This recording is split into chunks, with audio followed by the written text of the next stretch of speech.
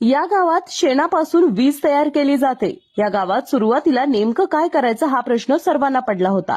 कारण गाव हायवे लगत असल्यामुळं शेती सुद्धा कुणाचीच उरली नव्हती. जिकडे तिकडे घरं झाली होती.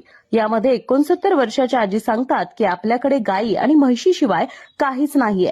पण यामधून सुद्धा दूध विकून किती कमवायचं आणि खर्च कसा भागवायचा याचाच विचार पडतो. गोठ्यातून जाणारं सांडपाणी, शेण, त्याचबरोबर बऱ्याच गोष्टी ज्यांचं नियंत्रण या लोकांकडे होत नव्हतं. पण या गावामध्ये आता प्रचंड बदल झालाय. त्याला कारण ठरलंय ते म्हणजे बायोगॅस कंपनी. केर्ण अग्रवाल यांनी कार्बन लूप्स या कंपनीद्वारे बायोगॅस निर्मिती सुरू केली. त्यामुळे गावातील लोकांना आता गॅस सुद्धा मिळतोय, त्याचबरोबर वीजही तयार होते. जवळजवळ 150 स्ट्रीट लाईट्स याच बायोगॅसमुळे लागताना दिसतात. त्यामुळे स्थानिक शेतकरी आता खुश आहेत. जवळील सर्व शेतकरी जैविक शेतीसच प्राधान्य देतात. कार्बन लूप्स या कंपनीद्वारे केर्ण अग्रवाल यांनी ही सुरुवात केली.